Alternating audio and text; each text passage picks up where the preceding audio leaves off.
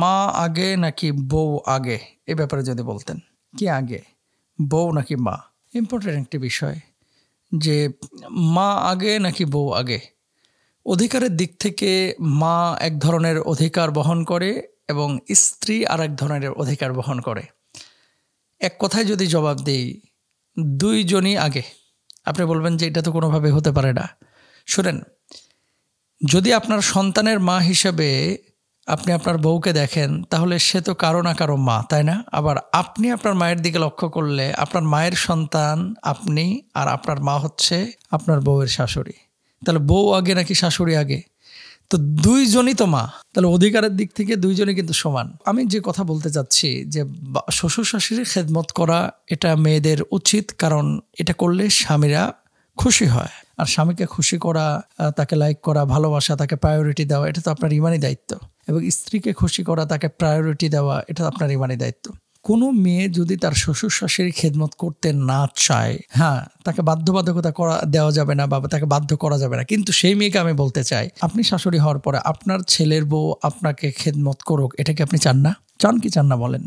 আপনি যদি বলেন যে না চান না, তাহলে আপনার ব্যাপারে আমার কোনো কথা নেই। আপনার বুড়া বাপ মা আপনার ঘরে আছে, আপনার ভাইয়ের বউ তাদের সেবা করুক, আপনি কি চান না? আপনি কি জবাব দিবেন বলেন? যদি বলেন যে না আমি চাই না, তাহলে আপনার ব্যাপারে কথা নেই। কিন্তু পাগলও বলে না যে আমি এটা চাই না, সবাই বলে যে আমার বাপ মা টেক কেয়ার করুক আমার ভাইয়ের বউ। তাহলে আপনি কেন আপনার স্বামীর বাপ মাকে টেক কেয়ার করছেন না? যদি পাশাপাশি থাকেন, এটা দেখেন, ছেলে খারাপ হোক ভালো হোক, সবাই কিন্তু চায় যে আমার বাপ মা একটু ভালো থাকুক।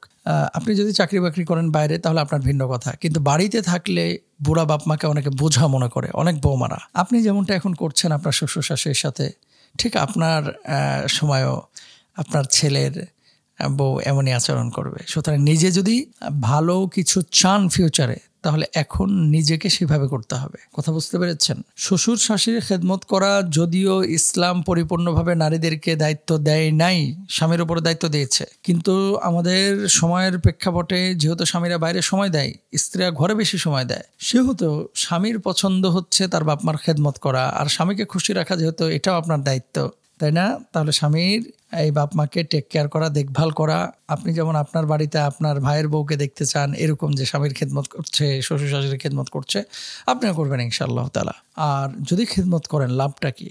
এমনিও তো একজন মুসলমান আর একজন মুসলমানের হক আছে তাকে সাহায্য সহযোগিতা করা, সেদিক থেকে তো আপনি সাহায্য সহযোগিতা করতে পারেন। যে মানুষটা অক্লান্ত পরিশ্রম করছে বাইরে, দিন রাত আপনাদেরকে নিয়ে ভাবছে, শ্বশুর শাশুড়ি কি চায়? সারাদিন কি তার শরীর টিপে দেন এটা চায়? সারাদিন তাকে খাওয়ান পরান, প্রতিদিন গরুর গোশত নিয়ে এসে পোলাও কোরমা রান্না করে খাওয়ান চায় না।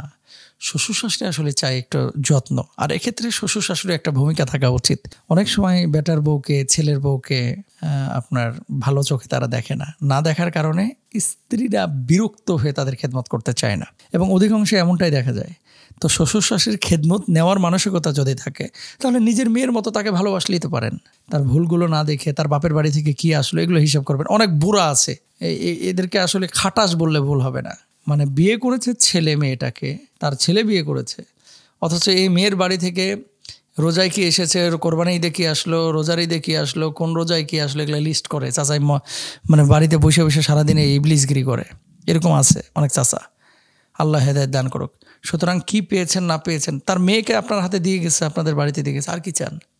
খবরদার এগুলো করবেন, আল্লাহ বুঝদান করুক।